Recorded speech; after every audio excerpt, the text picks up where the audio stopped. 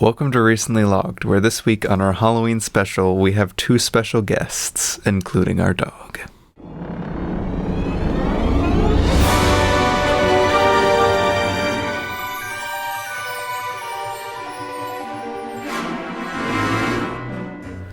Long ago on a night much like this, it wasn't cold. It's 9:30 in the morning. What are you talking about? Yeah, but it only works if we talk about it as a night. Okay. So the main reason we have our special guest, our dog, Lizzie, is because it's cold and she is a little heater. So she is on my lap being a heater. I was about to say, it is quite cold, and it's even colder down in the studio today. So, for our other special guest, because we do actually have one, unfortunately, because we were stupid and didn't plan, we didn't actually get Luke on the podcast, like, officially, again, because we're stupid. yes. We didn't think about it. But he recorded some of his thoughts on what we're talking about, and we will include that. So we have a little segment from Luke that will be included. And this is Luke of the Off the Mark podcast, and also whatever his culinary project is that's coming up. I'll link to both of them down in the description. He's featured on a couple episodes before. He's been on a couple episodes before. If you're interested in Muppets stuff and hearing his other episode, he was on the Muppets 2011 episode back in season 1. I was about to say that was one of our first episodes. OG. It was like episode 3 or something. So go listen to that if you want some good, delicious Muppet content. I suppose. But anyway, today is the day that we're discussing the Muppets Haunted Mansion, the new Disney Plus special thing. It reminds me of the old days when we'd pop in the VHS Muppets specials down on our tube TV. Tube TV. I mean, yeah, we watched them on the tube TV sometimes. I don't think have we ever owned a tube TV? You own a tube TV? No, that tiny TV isn't a tube TV. That is a tube TV, Remy. What do you think it's so thick? What? Remy, why is it such a thick TV then? You make a good point.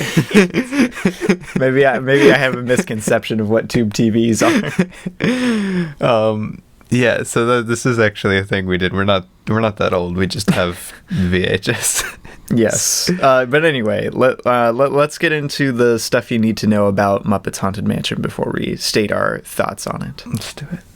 Okay, so this is the part of the motion picture. Sorry, I'm replying to a tweet. No, this is the part of the motion picture where we go over everything that you, the listener, needs to know before we talk about Muppets Haunted Mansion, so you can get the full cultural context. All right, so Muppets Haunted Mansion is a TV special, released in 2021, rated TV PG. It is 52 minutes, which is why I kind of mostly consider it to be a movie. Yeah, it's pretty much a movie. The little IMDb description is, on Halloween night, Gonzo is challenged to spend one night in the Haunted Mansion. The Haunted Mansion? The Haunted Mansion. Okay, not just a Haunted Mansion. The cast, we've got, like, Will Arnett here for some reason. Will Arnett.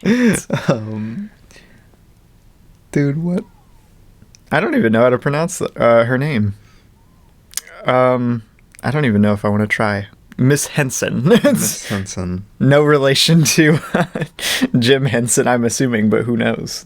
Darren, Chris, Yvette Nicole. I can't see her last name because it's not loading. Yvette Nicole Brown. There you go. Dave. Like, this is the saddest attempt we've ever had of you pronouncing the cast. I don't know why I'm in charge of this, Remy. I have dyslexia. I can't read anyway.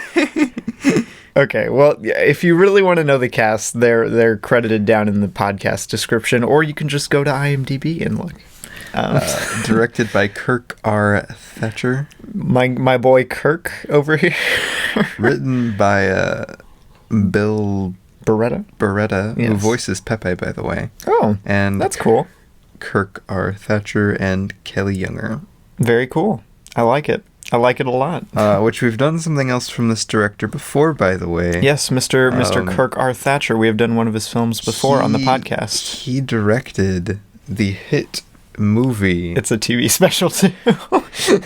Jim Henson's Turkey Hollow, which we did talk about on here last fall. Yes, season 2, baby. Which was not very good.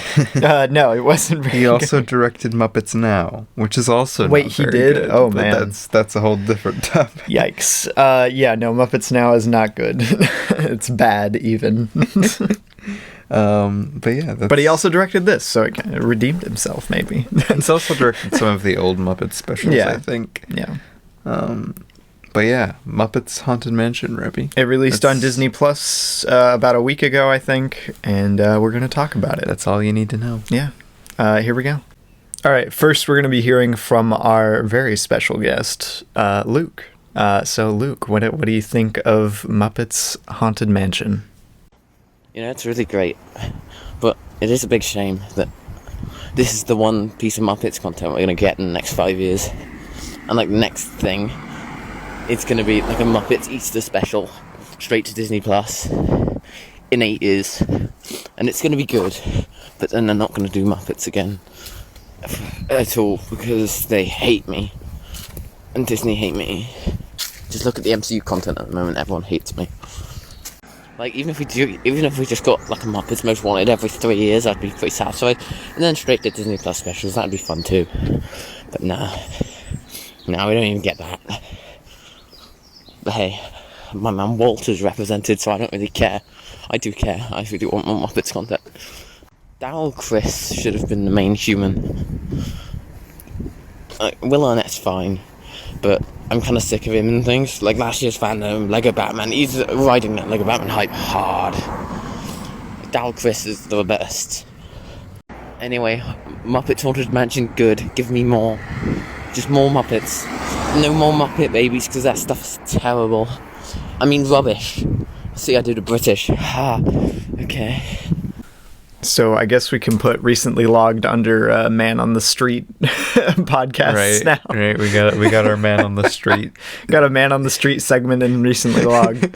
Thank you for sending that in, though, Luke. Thank you. We're sorry we didn't get you on the episode. We just are very bad at planning stuff, apparently. No, I was explaining it to him this morning. I was like, listen, dude, I literally, most of the time, we plan what movie we're doing on Sunday and record on Monday morning. We are not intentionally keeping you out of the loop. But he said that in just a few hours ago, so there we go. We got it in. We got him in. No, I'm glad we got that segment. That's fun. Yes. Yeah. But Micah, what did you think of Muppets Haunted Mansion? Get him to start walking around and doing interviews. Interviews with British people. Interviews with British people. Is that what you're going to call the segment, Reppy? Maybe. What did I think of Muppets Haunted Mansion? Yes. Quite honestly, I went into this very expecting to hate it. I haven't liked a single bit of new Muppets content since Muppets 2011. Man, Muppets Now is that being whack. said, I have not watched Muppets Most Wanted still. And Luke, I was about to say claims that it's pretty good. Yeah, I was about to say we're gonna do the episode with him on that one for sure. It just totally slipped my mind this time. Yeah. I don't know, just every bit of new Muppets content I've seen, especially that darn stupid Office parody they did, and Muppets Now, and all of them, they all seem to kind of miss what really makes the Muppets, and yet somehow this special really hit it. It really hit it well, and it's still modern Muppets. There's a lot of stuff about this that is very modern feeling in terms of what the Muppets has become. Yeah. But yet it still had a very nice, very just fun kind of Muppetsy feeling. It made me kind of nostalgic because again we did grow up watching a bunch of their Muppets TV specials, not even Muppets movies. Yeah, a majority of what my experience with the Muppets in general has just been through their holiday specials and the 2011 movie. That's about it. But But yeah, no. But no, it was really cool. It has fun songs. It's extremely low budget, like probably the most low budget Muppets piece of media I've ever seen. But it really doesn't take away from it at all. It actually makes it kind of goofy to watch. Yeah, no, I thought it was a nice touch. Even like, obviously, I would have taken a higher budget version if there was one that could have happened. It adds an interesting layer to how it feels to watch it being so low budget instead of them being on like actual sets for everything. It's the underdog quality, Micah. No, it is. You're rooting for it. No, because like take like Muppets like Treasure Island, which they have pretty much all sets all the time. Yeah, it's a much different feeling just being in a space. Definitely. Than in this. Yeah. Which, by the way, Muppets Treasure Island is really great. It is pretty great, yeah. Man, I wish it maintained its like crazy energy throughout. It just kind of mellows out in its third act. But yeah, in terms of this, I very much like it. It's not doing too much crazy. I like what it does in relation to the ride, the Haunted Mansion, more so than anything else I've really seen connected to like a ride. This really is set on being like a ride. Yeah, and I appreciate that. But yeah, I liked it. Okay. I gave it 4 stars. What did I think of Muppets Haunted Mansion? I thought that it was really good. Great, even. As Micah said, we haven't really gotten too much Muppet media outside of Muppets Now. And like the Office thing since Muppets 2011. Obviously, there's Muppets Most Wanted, which we haven't watched yet. But like Muppets Now just so wholly misses what makes the Muppets like funny and unique. Same with the Muppets Office thing. It tries to mimic another comedy style rather than like using the Muppets like trademark comedy style. They like pioneered a whole style just for themselves. And it really works. It seems like every creator like since kind of a lot of the original crew, like we had a spark with Muppets 2011 of people just having fun. Yeah. It feels like every creator since even like that has just kind of been uncomfortable with the Muppets being a thing. Yeah, it like they're kind of like ashamed that it still exists. Yeah, it's weird. But what Muppets Haunted Mansion, I thought it was really good. I really like the like middle musical number a lot. I love the little ghosts that are just like heads ghosts. And like 2 pairs just a pair of hands floating around all the time. I think they're adorable. I feel like the Muppets have used them before, but I don't remember in what. Yeah, they're just really cute. They seemed familiar. I'm not, like we said, we're not like Muppet experts, so there's probably a lot of like Easter eggs we missed where it's like nodding to old stuff. But I very much enjoyed the little ghosts. Having it center around Gonzo and Pepe was a really smart decision for a like modern special, so we didn't have to deal with people being like, oh, the different voice actors, because the Gonzo and Pepe voice actors. I don't know if they're the original ones, but if they're not, they sound a lot like them. Yeah. But it was a lot less Kermit distracting. Makes me sad. Yeah, New Kermit makes me sad still. It was more bearable in this than it is in Muppets Now, though. Yeah. What else to mention? I really like the like just general vibes from this a lot. It's got that dry kind of, I mean, like I said earlier, kind of like patented Muppet energy to it, which is something I was really looking for when I went into this. So it was nice to have that. Not to mention it's actually legitimately funny, which I was hoping it would be. Right, like and that's as much as like all of these little elements that make things feel Muppety.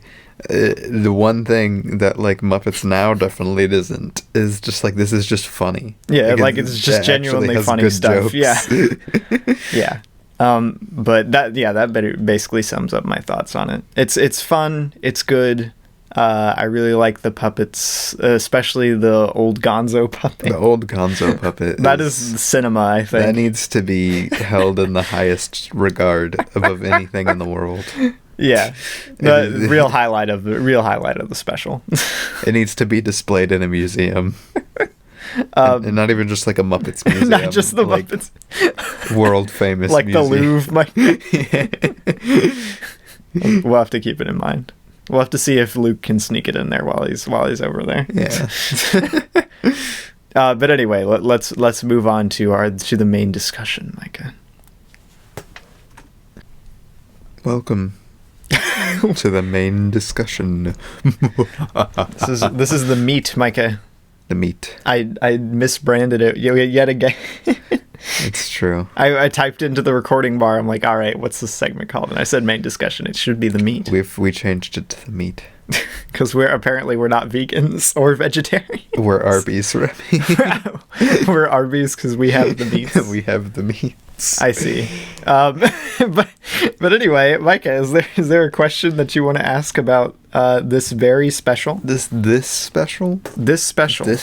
Muppets Haunted Mansion, the 2021 Muppets special. Sure. What do you think? And this is actually something I thought about quite a bit while watching it. Okay. What do you think? And I mentioned it kind of as like a ride kind of feeling. What do you think of its very not inherently disjointed plot, but it's kind of plot that allows it to just kind of wander around the Haunted Mansion and have fun.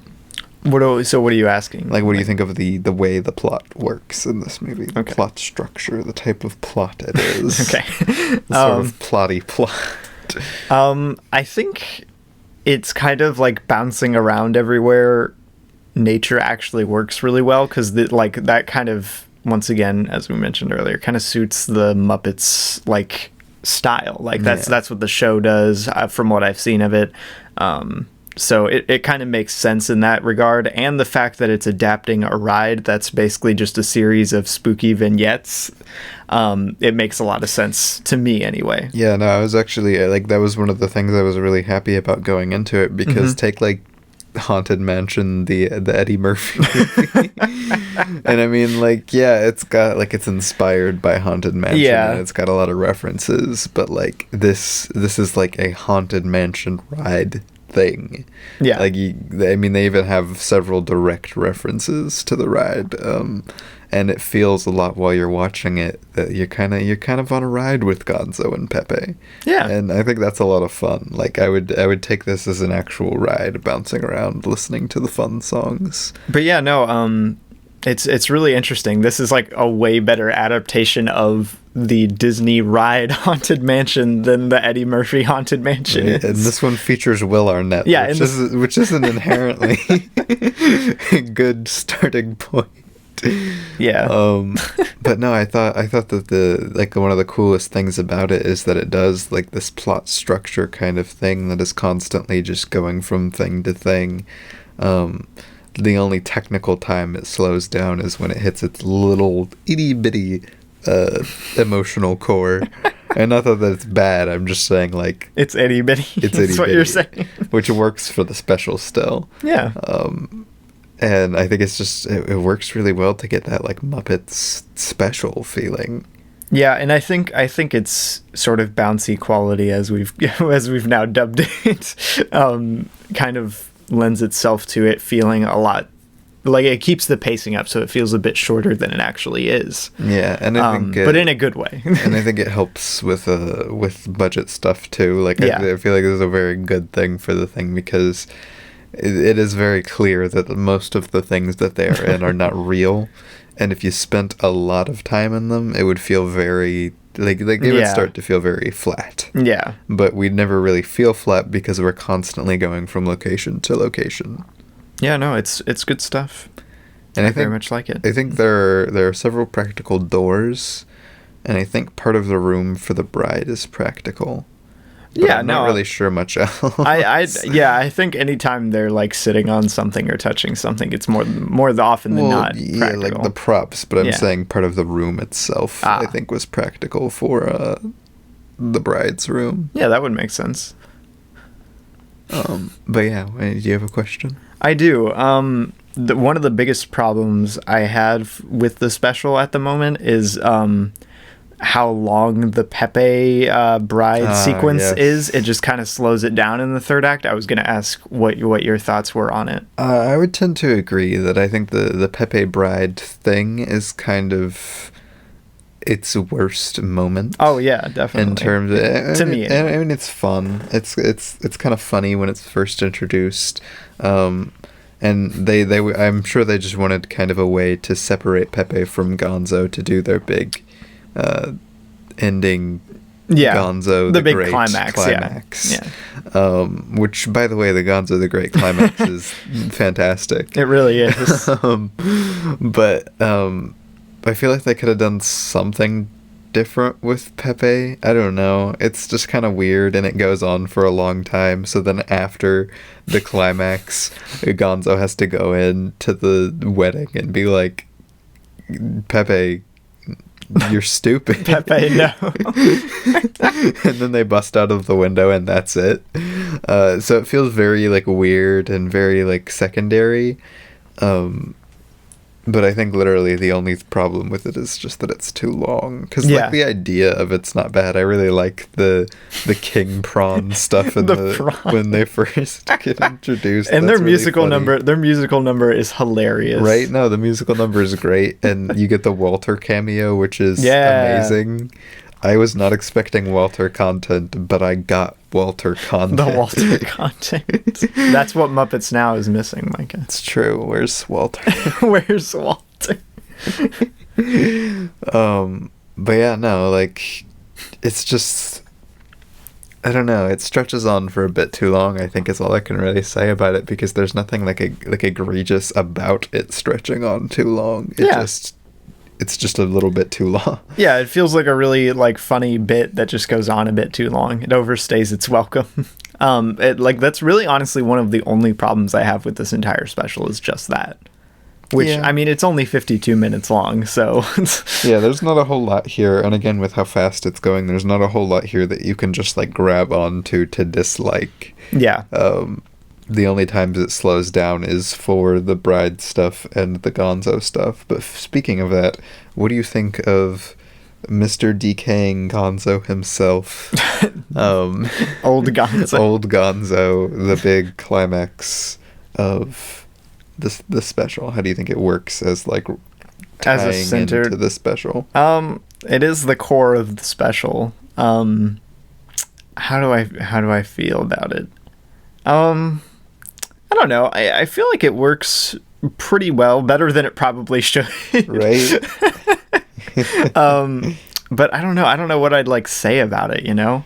Yeah, I just thought it would be interesting to bring up because in like watching it, I'm like, this is kind of weird, right? Like that it's trying to go for this. Uh-huh. And I feel like in a lot of other, especially newer Muppets projects, they wouldn't be able to pull off this feeling, because like a lot of Muppets things, they'll have some like emotional moment, and it'll just be like completely dead. Like you'll have no purpose in having an emotional moment, and I think this actually starts to lean towards that a little bit.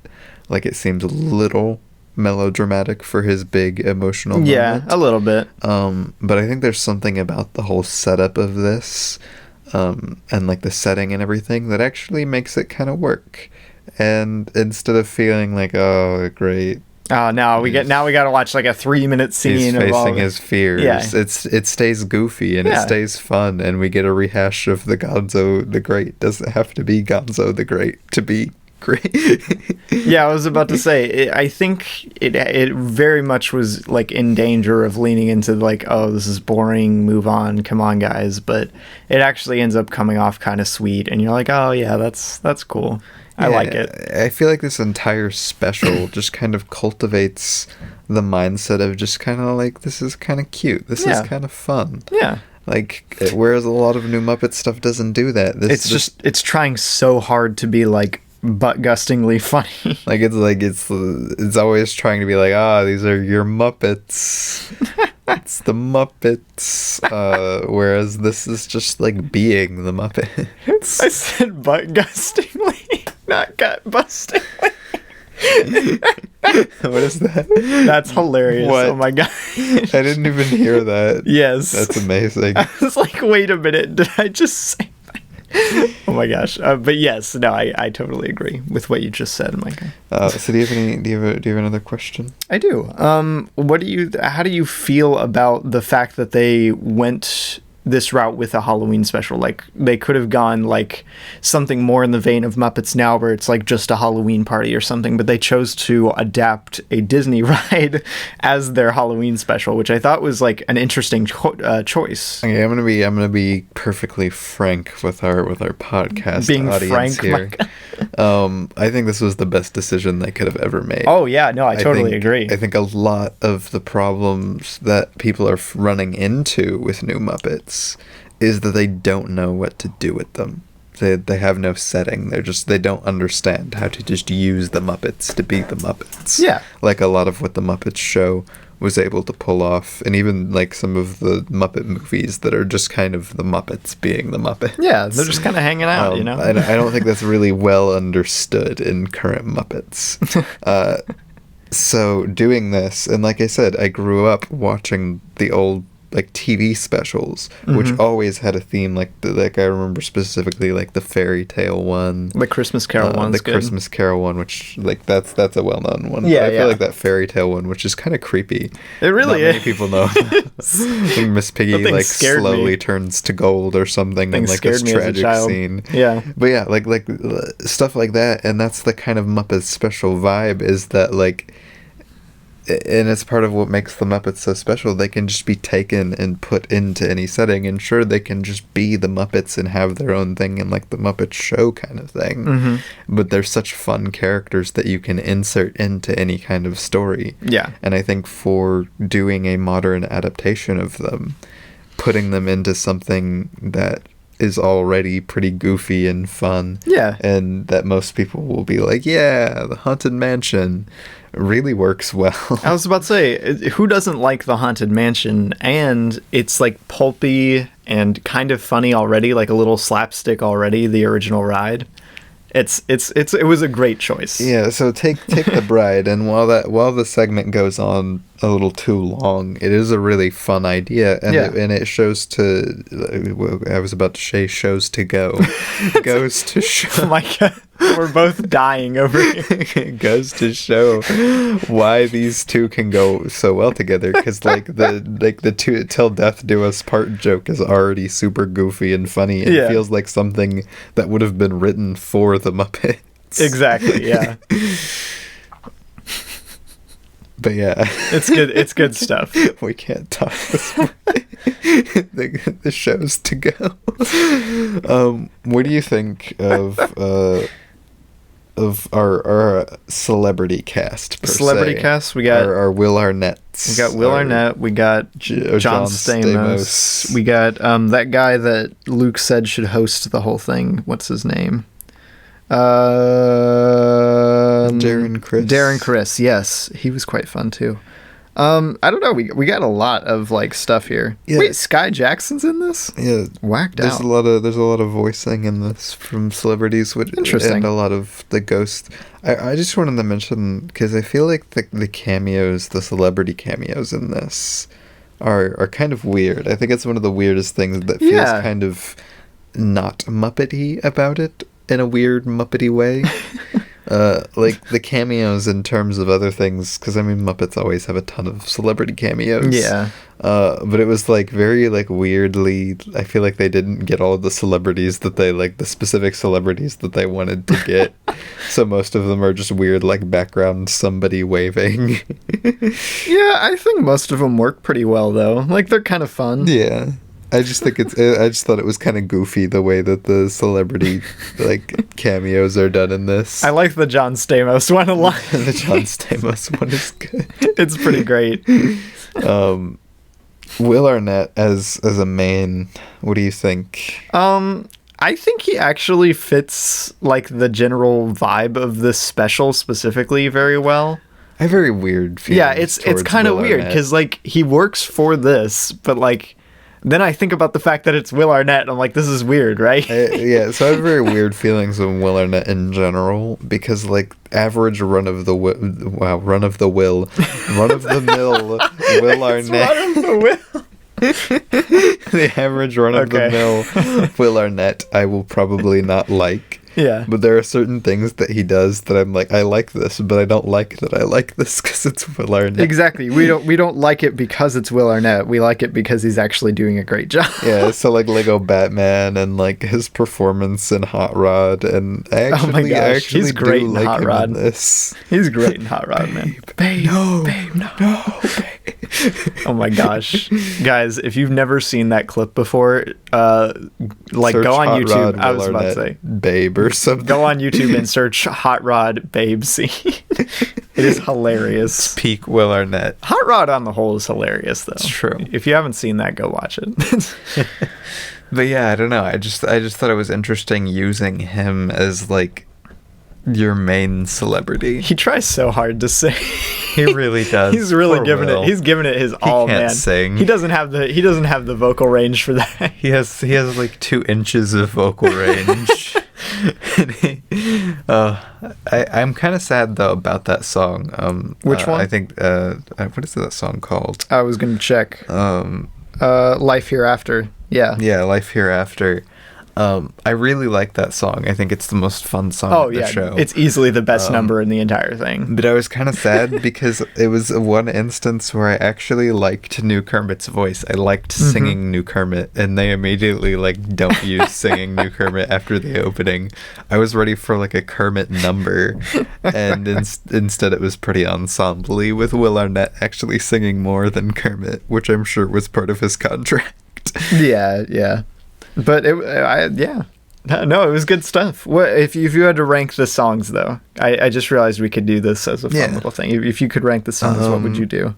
I think I would definitely do Life Hereafter as number one. Okay. It's just really fun. It feels the most Muppety out of any of them. You get a lot of the like jokes, and you get the big ensemble.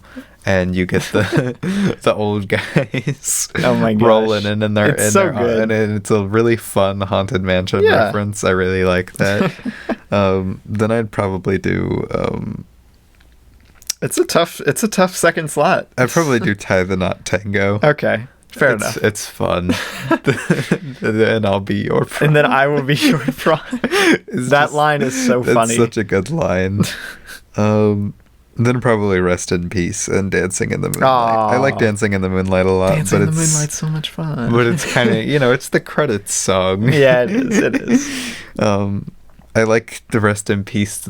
Actually, the thing I like most about Rest in Peace is actually when they use the Haunted Mansion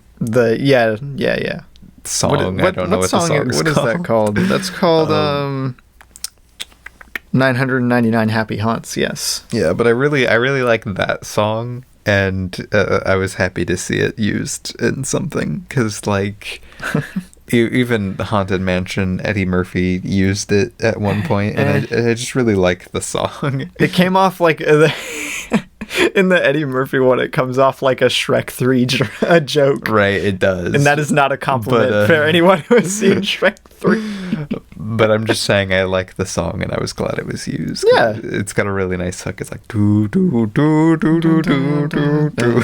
No, Micah, that's always been my favorite aspect of Haunted Mansion, and that's why I always go and write it whenever we go to Hollywood Studios, is just simply because it's got an amazing freaking soundtrack, and all of its visuals are still so like creepy and good. I love it. Yeah, no, it's a really great ride. It's a great ride, man. and like I said, I feel like this special does such a good job of capturing how fun the ride is. Yeah. You got so many like direct references to it, and like it's just fun. It's a fun, yeah.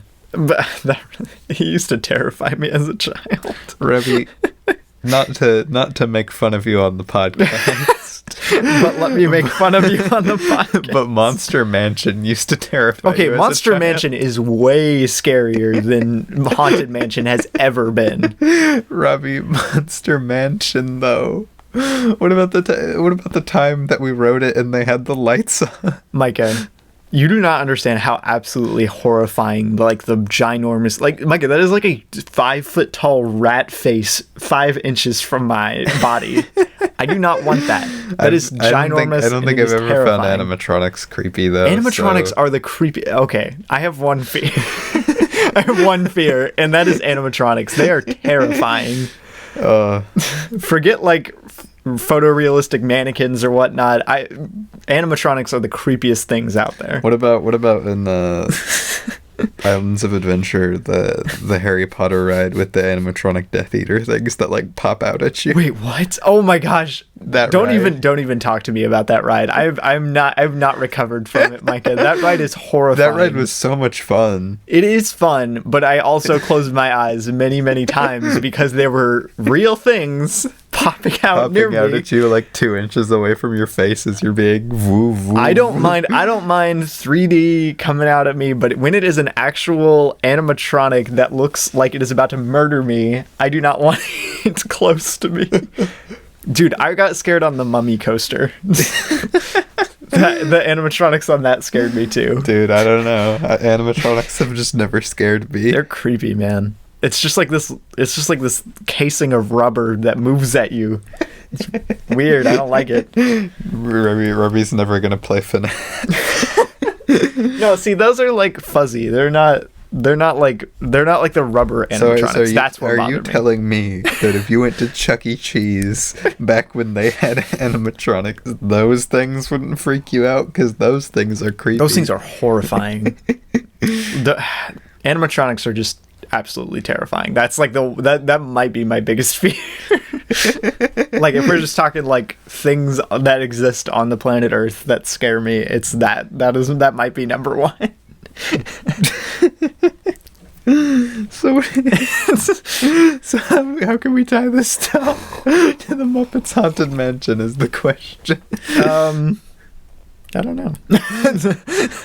Is there anything spooky in Muppets Haunted Mansion? What do you think of the whole face your fears when the whole thing is a very spooky? I was about to say the scariest thing that happens in this movie, or in the special rather, to old Gonzo. Is that old Gonzo is old. Old Gonzo. Okay, so the old Gonzo scene is so good. I don't even care about the rest of the scene before he's old Gonzo. But like just the genius of switching puppets to making him old Gonzo for no reason is so good. Bro, it's great. I don't know. I don't even know how to put it. It's movie magic, Micah. So I think this is actually something, not to go all critiquey on it. Like trying to pull something out of something as stupid as old Gonzo. Wow.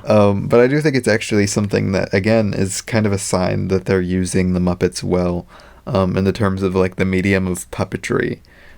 Puppets themselves are such a cool thing. They really are. Because they're very physical, and yet they emote really well, and you get really into the puppets being puppets. You don't really think, oh, look at this puppet being controlled by somebody. You're like, that's a puppet, and it's no matter if there's somebody right behind a curtain, it's the Muppet, or if you're watching them on the screen. Puppets are really good at like doing this kind of realistic kind of immersion. And with that immersion, you can use puppets for a lot of really cool things for a lot of different genres, be it like comedy, which Muppets does quite frequently, or even something like horror, which something like Don't Hug Me, I'm Scared really does well. Yeah. I was gonna mention Dark Crystal, actually. and same with Dark Crystal, as Jim Henson himself dipped into it some, using like puppets to do a very creepy, and Dark Crystal itself goes into like a very fantasy real creepiness. Yeah. But I really like that old Gonzo, as silly as it is, does lean into that kind of not even creepiness you can do with puppets, but just kind of out there visual storytelling kind of thing. I love that his nose turns into like a little carrot or something. It's like this little like floppy thing. But I actually genuinely think it's a really smart use of puppets in general, when you can do something so out there and it still be like feels so nice and grounded. And as stupid as it sounds, it's one of my favorite moments of the entire special, and it's one of the most Muppety feeling moments of the entire special. Actually having fun with the physical puppets. Yeah. No, it's good stuff, man. Because, man, yet another critique of the modern Muppets stuff. They write the Muppets like they're people and have people limitations, you know? Which sucks, man. The Muppets should be bouncing off the wall. The Muppets should be getting hit with cars and losing their memory. And then becoming a part of a frog gang that all share rhyming names. That's what I want from Muppets. That movie is cinema. That movie is cinema. I wish I could remember the frogs' names. Man, all of the Muppets movies are cinema. How about that?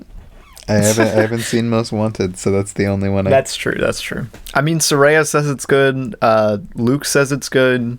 Some other people say it's good too. Mike.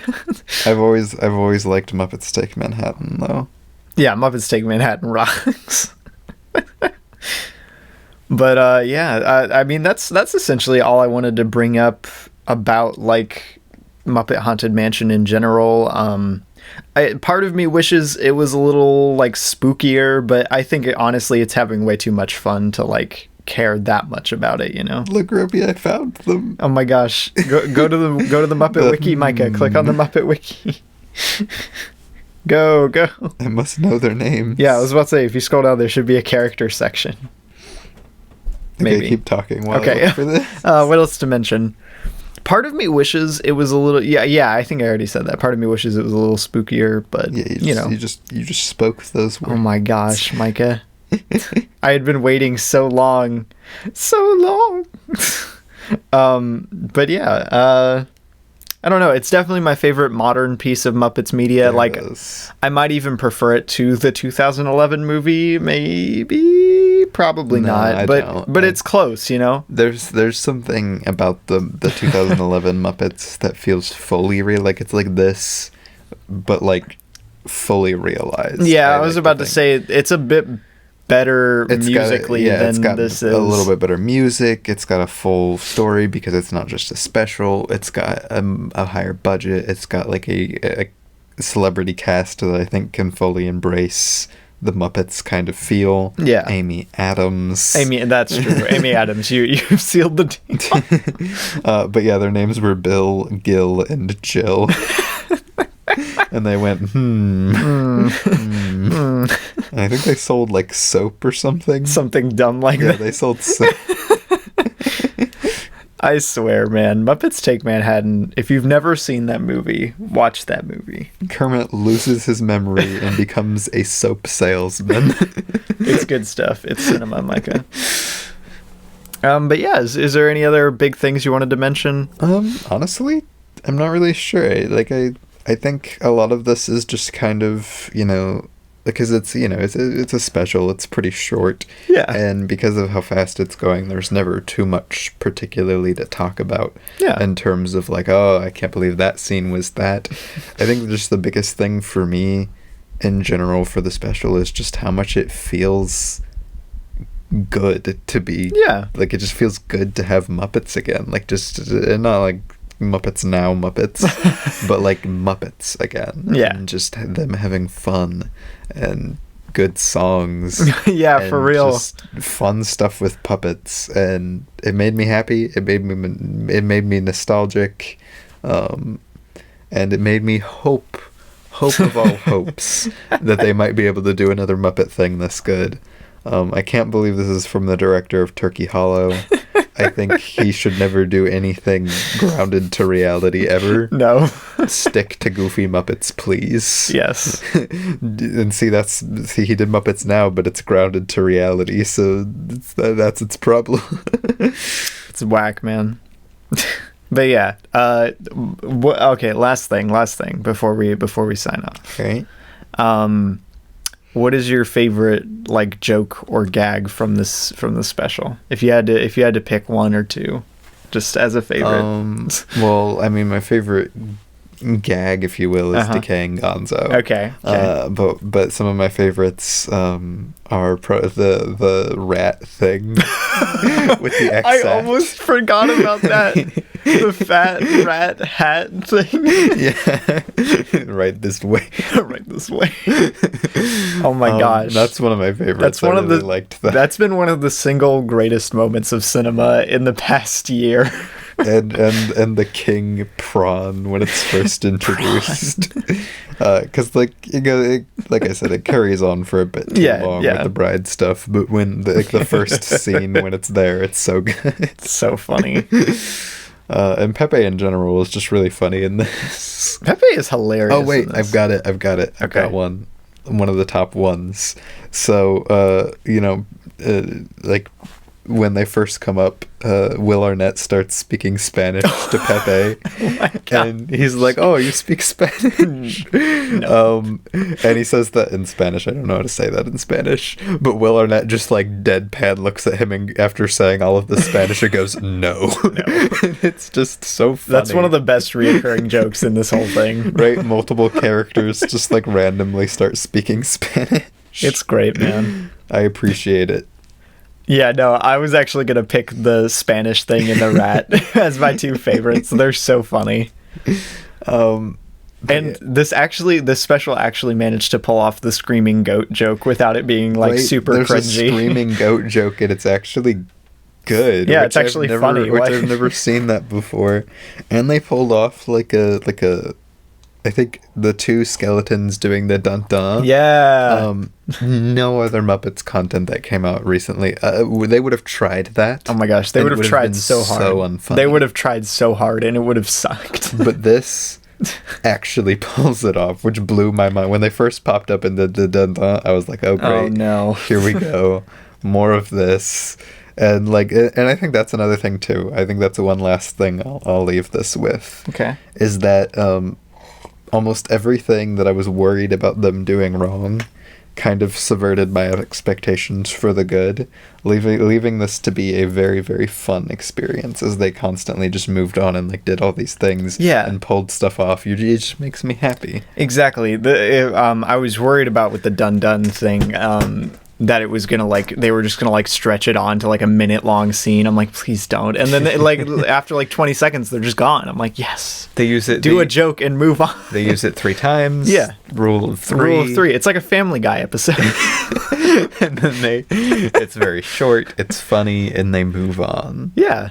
No, it's good stuff. Jolly good. I like it. I think, like I said, I think this special is really nostalgic for me. It's got some fun production design, even though a lot of it isn't inherently like physical production design. I love the physical. Well, I say physical. I meant the actual the monster down at the bottom of the staircase. I love that.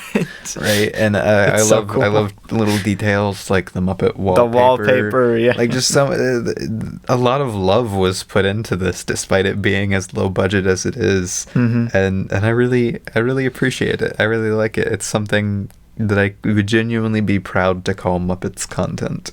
Yeah, I was about to say, now I'll be like, I'm a Muppets fan, and I don't feel like I'm associating with Muppets now. Or Muppets, period. Yikes, yeah. But, yeah. No, that's essentially all we had to say about Muppets Haunted Mansion. Yeah. Go watch it. It's good. I gave it 4 stars if you recall. I also gave it 4 stars out of 5. Out of 5. Pretty crazy. Pretty great. I assigned 4 stars the great status. Yeah, so, I think 4 starts the great. Exactly. And then 4.5 is the really great, and then the 5 is like the... See, I have 4.5 is like fantastic or whatever. And then 5 is masterpiece. Masterpiece. All right, do we want to get into our what we watched segment, since we've watched a lot? Yeah, we took a week break and we watched a lot of stuff. A lot of new movies. And yeah, let's do it. Let's hop into it.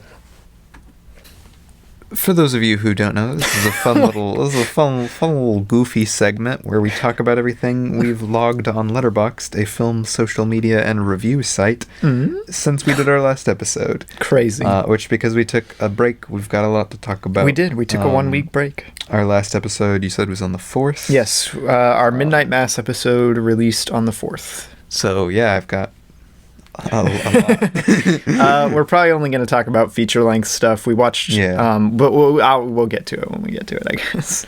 So on the 4th, actually, after the podcast came out that night, I watched Vampires versus the Bronx. Netflix original. I was about to say, which I think is a Netflix original. It is.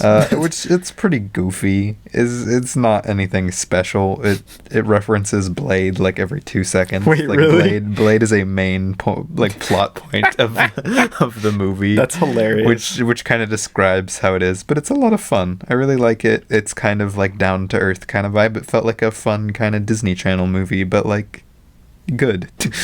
Wow. I appreciate it. I did not expect it to be good. Like, I'd always seen the trailer for it and everything. I gave it 3 stars. It's not mind blowing. It's goofy. It's not well written, but I enjoyed it quite a bit. Well, there you go.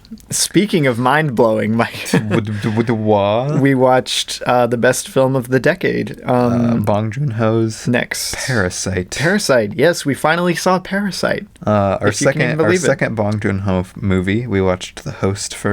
Yeah. And I think the best way I could describe why I liked like the way I liked this movie, or like how I feel about this movie, is I really liked The Host. And I hardly put those movies in the same sentence. Parasite is on that much of a different level from those. Parasite's it's so good. I said it's the best of the decade, and I mean that, man. It's great.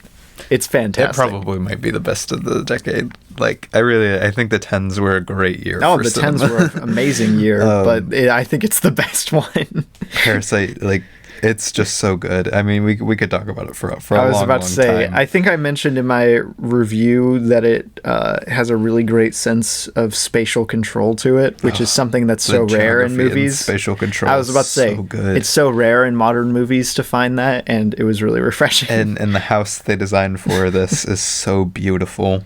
It's so nice, and it works so well cinematically. It's great stuff. Man. But yeah, I love this movie so much. It's gasp, fantastic. We'll have to do an episode on it sometime. It's amazing. Who would have thought like that the highest rated thing on Letterboxd is really, really great. Big surprise. We loved the highest rated movie on Letterboxd. Yeah, we loved the first foreign language film to win Best Picture that everybody loved. Ooh. But it's genuinely freaking fantastic. Yeah. I give it a 5 out of 5. Go figure. I also gave it a 5 out of 5. Then on the 6th, I watched Intrusion. A Netflix original thriller, Does someone say, "May I cut in"? No, it's really bad in like every way. My review for it was Intrusion more like forgettable than... Wow, you really shut him down, Micah. Because this movie was the most plain, boring, forgettable thing in the world. It sucked. I gave it 2 stars. Wow. Also on the 6th, I watched Arrival. And then later on the 6th, we watched for the first time. No mention of Arrival. Oh, well, no. I just feel like I've talked about Arrival enough. I thought we were trying to talk about new things. Yeah. Arrival's fantastic. It's one of my favorite sci-fi movies. Okay, well, you just were like, I watched Arrival. I gave Arrival. it 5 stars. I forgot to say my rating. I gave it 5 stars. Sorry. It's fantastic.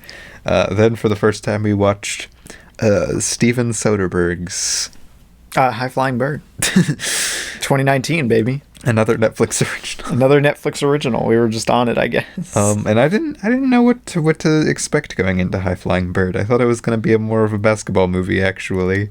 But there isn't much basketball being played, which I appreciate. Oh my gosh, could you imagine trying to shoot a bunch of basketball on an iPhone? Probably wouldn't have looked very good. Yeah, I was about to say, this is the movie, I don't know if you guys remember, but Soderbergh did a couple movies. He did a couple movies where he shot everything on an iPhone. And this is one of them. Which, by the way, this looks pretty good for taking that into account. Yeah, I don't know how that, man. They probably had like a ridiculously large rig for this one tiny iPhone. But I think what makes this so great, and it really puts it up there for me, almost next to like Ocean's 11, which is hard to do. Is there something so magical, and it can't just be Soderbergh, because I mean he didn't even write this movie. I think it was the guy who wrote Moonlight that wrote this movie. Mm-hmm. But there's something really magical about Soderbergh movies that kind of do this very fast, very intriguing specialist kind of filmmaking. You know, like with Ocean's 11, it was like thievery. With Logan Lucky, it was Southern thievery. With this, it was basketball thievery. With this, it's like the legal side of basketball stuff that you don't really get to see much, and it's so interesting to watch. Like I could just watch just dialogue scene after which I mean this movie is pretty much just dialogue scene.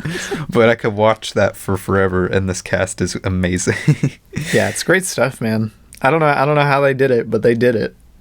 I will say it's not like perfect on every level. I gave it 4 stars, but I very much liked it. The editing's definitely a standout for me. I very much enjoyed it. I gave it an 8 out of 10 or a 4 out of 5, depending on who you ask. Then we watched a bunch of Huluween shorts. No, see, they are not Huluween, Micah. I thought they were, but they're just on Hulu. They're called like bite-sized horror. I thought Hulu produced by, like, not the shorts themselves, but Hulu produced bite-sized horror, I thought. Well, they do, but it's not like part of the Huluween thing, which is weird. Well, anyway, yes. Hulu gave a platform for a bunch of indie short films. Do you want to give a shout out to like a couple of your favorites, maybe? Sure. Okay. Monstergram and Devilvac were fun. Okay. They're really stupid and goofy, but they're fun. My favorites were probably Jane, Monstergram, Devilvac, and also what was the other one? What am I thinking of? It was one of the newer ones with the Shiva baby lady in it. Oh, did you log that one? That was part of the second season. Yeah. What was that called? Appendage. Yeah. I liked that one too. Appendage was I just liked the practical effects. It's weird how they stepped up to like a solid TV mature at Appendage alone. Yeah. No, it was a pretty mixed bag. Very mixed bag. The whole series, but it was fun. Yeah, and it's cool that they gave a platform for a bunch of indie shorts. I appreciate that. Yeah. Then on the 7th, which was my birthday. Happy birthday, Micah. Crazy. Good thing we took a break from Recently Logged for no reason other than it being your birthday. I forced my girlfriend to watch The Thing for the first time. The Thing. She found it kind of boring, which I kind of expected. No. She did like the practical effects though, which are amazing. How can you not like it, Mike? And on this viewing, I did give it an extra star for my birthday and watching it with my girlfriend, so I gave it 5 stars. I gave it 5 stars because I wanted to. Because there's still something about The Thing that I'm not fully behind the 5-star thing for it. Okay, Micah, what you need to do. It is one of my favorite horror movies. What you need to do is you need to connect my AirPods to the Apple TV, go out there all alone at night and watch it with headphones. Robbie, I don't think we can beat our first watch experience of this. We were in the middle of Utah camping in it, so cold, underneath the mountains, and it was cold, and that's when we decided to watch it at like 2 a.m, and it was a fantastic first watching experience of The Thing. Yeah, no, it's a great movie. Later that night, though it was technically late enough that it counted as the 8th, we watched Fantastic Mr. Fox. It's a pretty great movie. I said it's a masterpiece, undeniably. That was my 11th time logging it. 5 stars. 5 stars, it's great. Then on the 8th, we watched Parasite Black and White, because I have the Criterion. Yeah, and baby. We watched the little intro from Bong Joon-ho where he's like, I just wanted to make it black and white because... wanted to make it black and white. He had no real reason. He was just like, I thought it would be cool, and it was. I put in my review that I actually think I might like the black and white version a little better in some ways. Yeah, I think it adds, as Bong Joon-ho said in the introduction, it adds a bit of gravitas to it that wasn't there before. Yeah. I don't know if I prefer the color. Yeah, I don't know. I don't think I prefer one way or the other. Yeah, exactly. They're for different things, and the color is really beautiful in Parasite. I was about to say, I love how grimy everything feels in the color one. I like just the general like vibe of the house with the color in it. It's nice. But like Bong Joon-ho said, a lot of black and white makes you focus on the actors. It does. And you get to see in the black and white version, it gives it a lot more darkness and a lot more like kind of... Why did I just lose the word for what I was going for? I don't know what you're going for. I said gravitas earlier, which was a fitting thing. I thought. Fantastical groundedness. It keeps you more grounded feeling than... Well, it when the other technical elements of your movie are so good and you take away one technical element, which is the color and stuff like that, it just exemplifies the other ones more. Because cast fantastic, music fantastic, exactly. Cinematography fantastic. Your brain doesn't have to process that extra color stuff, and it doesn't have to worry about it, so it can focus more on other elements of it. Yeah, I think both are fantastic, both are great, but I did rather appreciate watching it in black and white. It was nice, yeah. Later that day, or I guess the next day, we watched that in like the afternoon, so this was the same day.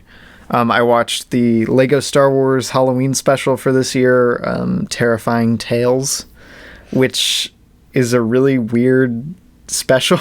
It's like this anthology thing, but it's like being told by this guy who's trying to get a old lightsaber or something, and there's a big battle at the end for some reason. I don't know. It was kind of funny sometimes. I wasn't crazy about it. I thought it was mostly kind of boring. Featuring more of the Chowder cast. I was about to say, Dana Snyder was in this, which he voices Gazpacho in Chowder, and I literally just kept thinking about Chowder the entire time I watched this, and I was like, man, Chowder's so much better. Go watch Chowder. That's what I say. I gave it a 4 out of 10. And then on the 9th, we also watched The Men in Black. It had been a while since I had seen it. Good stuff. Very good. It's very funny. It's got great production. Didn't like Bo Welch work on it? Yeah, Bo Welch did the production design. Very, very good. Oh, he's very good at what he does. Bo Welch is a legend, man. He's one of my favorite filmmakers out there. I give it 4.5 stars. I also gave it a 4.5 because I think it's legitimately like one of my favorite films ever made, just because it was like one of my first introductions to like kind of grittier sci-fi, or more, I should say more gross sci-fi. And it really left an impact on me the first time I watched it, and I've loved it ever since then. Then we watched Paranorman. No, wait, you watched What Did Jack Do? Dang it. Oh yeah, I finally sat Micah down and forced him to watch What Did Jack Do with me. And the musical number in What Did Jack Do single-handedly saved cinema. That's all I'm gonna say. So I'll give some brief thoughts on What Did Jack Do. Okay. I like David Lynch's style a lot, but a lot of times in practice, I don't like the actual like product of David Lynch's stuff, which I've seen very little of David Lynch's stuff. For shame. And I really liked the idea of this, but I just didn't really find it that funny. Wait, really? You liked the idea of a talking monkey? Yeah, no, it's a really fun idea for like David Lynch's style of him like interrogating a monkey. I thought it was going to be cool, but it's just kind of like a weird concept. But I don't know. I didn't like a lot of the jokes. I think I didn't like hardly anything that Jack did. Aww. I liked David Lynch's stuff, and I liked some of the weird, disjointed dialogue jokes. Those were good. I love David Lynch's tiny pistol in this. Tiny pistol. But I didn't really find Jack funny. Okay. I mean, that's fair, I guess. Comedy's pretty subjective. Yeah, I don't know. Just like him, like especially like I don't know, I was more uncomfortable with like the chicken stuff. I was like, you've been seen associating with chicken. But yeah, I gave it a 4 out of 5. I very much enjoyed it. And then fine. Yes, we did watch Paranorman for the second time. Rewatch, baby. Very weird movie. Very weird. Very, very weird. It, like Rebby said, while watching it, when it's trying to do anything but be a really goofy, almost parody level-esque goofy horror movie, it's not very good. Yeah, I was just going to read my review. I said great cinematography and genuinely funny jokes, stellar animation. It's really great stuff. But anytime it tries to do anything other than that, it's just completely falling flat on its face. It has no subtlety whatsoever. Regardless of what style it's trying to lean into, it just lacks any sense of subtlety. We're gonna pick up the pace. I give that 3 stars. We're gonna pick up the pace since we're taking so long. So now we're only gonna give in-depth thoughts about things we watched for the first time. Okay. Logan Lucky, very good. wanted to watch another Soderbergh thing. 9 out of 10. 4.5. Yeah. Then we watched Spy Kids 2, Isle of Lost Dreams. I was doing this while I was working on my video, so Yes, I just indeed. watched a bunch of movies. Yeah. I give it 3.5. It's my favorite Spy Kids movie. It's the best Spy Kids. It's the best Spy Kids movie. I also gave it a 3.5. I kind of love it. Then we watched Surf's Up. Surf's Up. Way better than it should be. Give it a watch. Give it a go. It's so funny. It is very funny. One of the only animated movies I've seen pull off a documentary style and to have it work.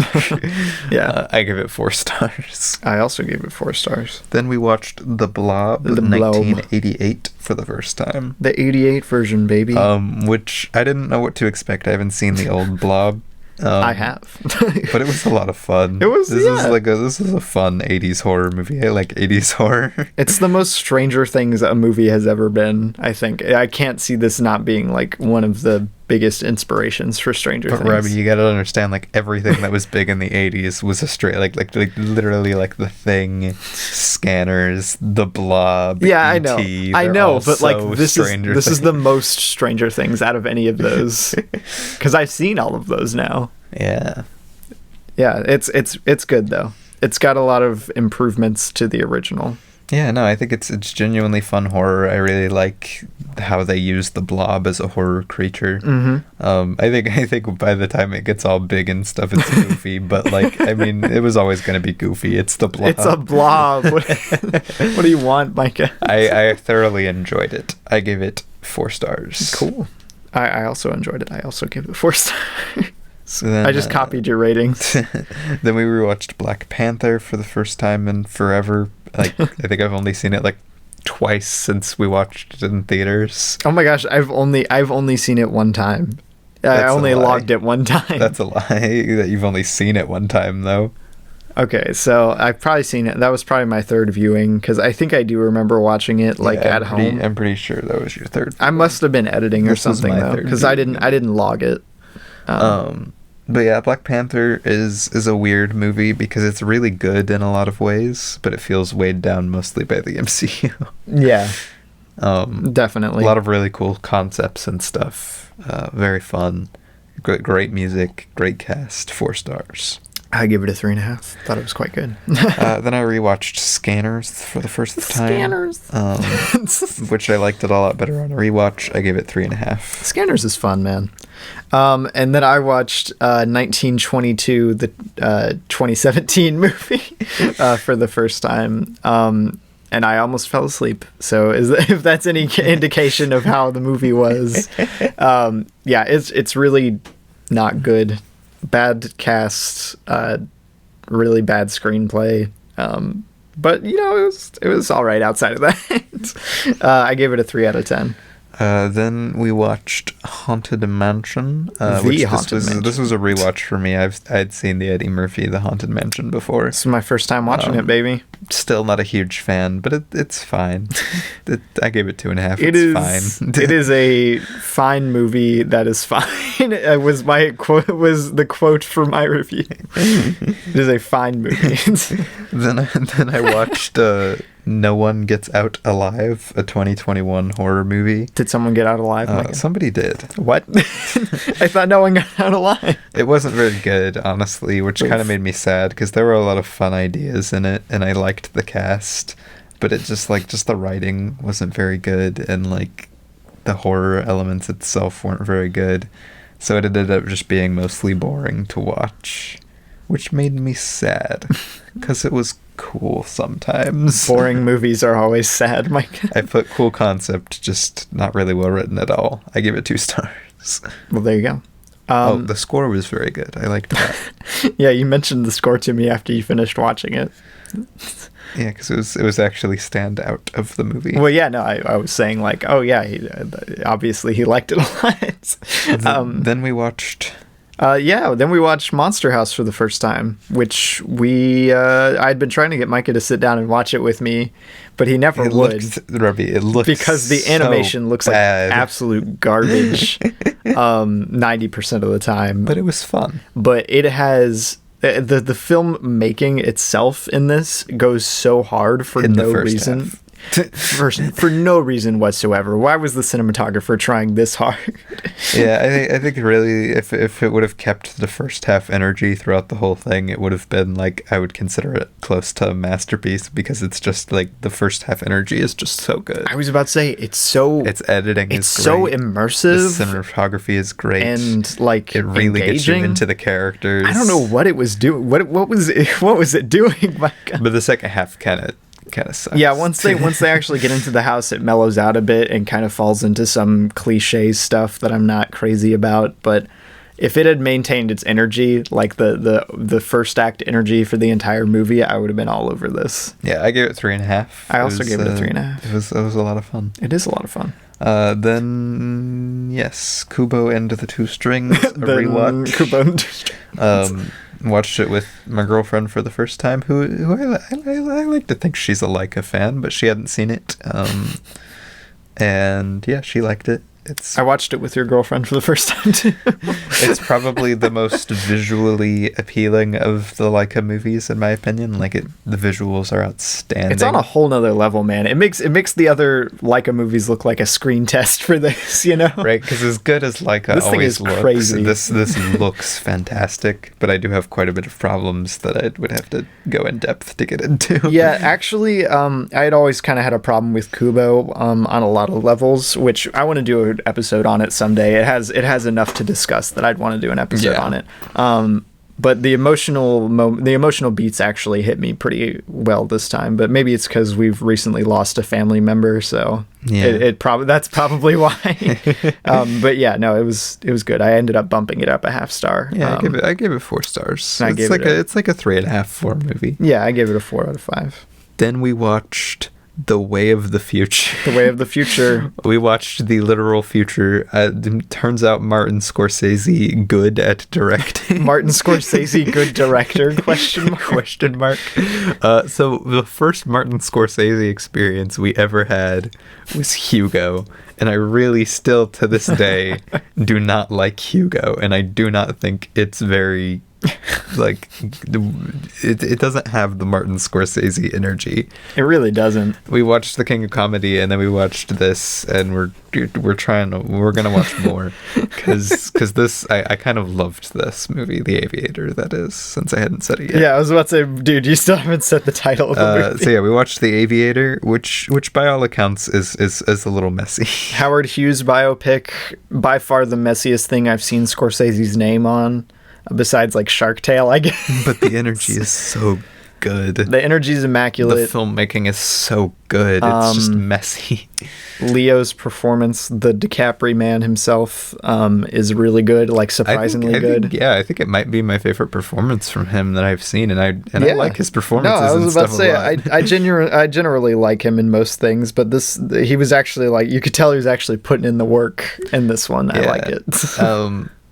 No, I think it's really kind of because this movie did something that a movie has never really done to me is why I loved this movie as much as I did. Okay. So first of all, I didn't know Howard Hughes was OCD at all. Yeah, I didn't know he had. Especially like extreme OCD, which if this movie is accurate, which I imagine it is crazy. Mike is taking The Aviator as gospel. That would be that would be awful, especially in the 30s. But the filmmaking is so good at getting you into the mind of that. Yep. While also balancing all of its goofy high highs and low lows. It actively made me physically anxious. Yeah, I was about to say it does do that very, very well. Which is just blows my mind. I couldn't not think about the movie like for the next day after watching it. So while it is messy, I gave it 5 stars. It is very, very messy, and the OCD stuff hits a little too close to home for me, just because I've always been anxious. I've never been diagnosed with anything, but I relate to the like breakdown sequences in this a bit too much. I don't like it. It made me uncomfy. After the dinner scene, Ruby was like, "I don't like that." I was about to say, I was like, "This is way too is hitting a bit too close to home for me." I need to go to a doctor is what I need to do. But yes, The Aviator was a good movie. I gave it a 9 out of 10. It's, like I said, by far the messiest thing Scorsese I have seen his name on directing-wise. But yes, I feel like we're going just as long for our main discussion as these. We've watched so much. I know. Then we watched His House, rewatched it. We've done it on the podcast. Yeah, we did an episode on it. Listen to that episode. Very good. It's a good movie. I gave it 3.5 stars. Yeah. And then we watched Muppets Haunted Mansion that same day for the first time. Then I watched Heracles or Hercules. Micah, no one cares. 3.5. It's fun. And I watched Bolt 2, 4 stars. They made a sequel to Bolt? I watched both of those over with my girlfriend, which makes it a lot more fun. And Bolt is a masterpiece, even though I only gave it 4 stars, because it probably deserves like a 3.5, but it's a masterpiece. Well, there you go. Excuse me. While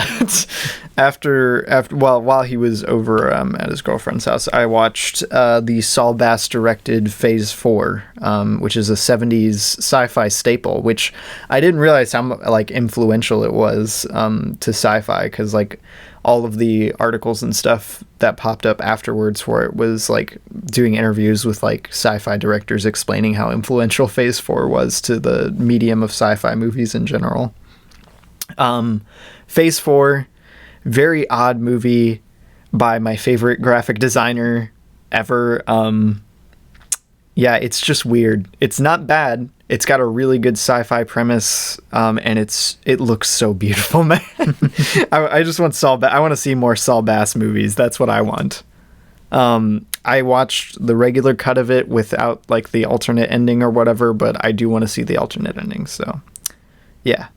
It was good, but not great. I gave it a 6 out of 10. And then later that night, we rewatched Muppets Haunted Mansion for this episode. Yes. Good stuff. Good stuff. And you're right, Micah. We have almost gone just as long with the What We Watched segment as we did with the main discussion. So sorry about that, guys. We watched a lot. Hey, there's a lot of new stuff. There's a reason we put this segment at the end. If you want to skip this segment, don't feel guilty about it. It's true. If you just want to hear what we think about Muppets, the Haunted Mansion, just cut. Yeah, just do it. So I guess that's it. Thank you to Luke for sending in his thoughts on Muppets Haunted Mansion. We apologize once again for not. We will be sure to grab you for Muppets Most Wanted. Yeah, I was about to say we apologize again for not bringing you onto the episode. As fun as that would have been, we just totally blanked apparently. And next week, are we doing Beetlejuice next week or the week after? I don't know when Halloween is. I don't know when Halloween is. Okay, yeah, we're doing next week. Doing Beetlejuice next week. Okay, Beetlejuice next week on the pod. Yes, Beetlejuice on the pod. New Tim Burton, baby. Well, it's not new. It's not new. New to us, Micah. Can I give people the wrong idea? They're gonna be like, "What? A new Tim Burton? New Beetlejuice? Beetlejuice reboot." But yeah, next week, Beetlejuice. Thanks for listening. Go check out like all the movies that I gave 5 stars. If you're old enough to go check them out. Yeah. Fantastic stuff. Good times. Go watch Parasite. Go watch the Muppets special. It's go watch fun. the Muppets special. And have a good spooky season. Yeah, we'll catch you guys in the next one. Adios. Or will we? Whoa. Whoa.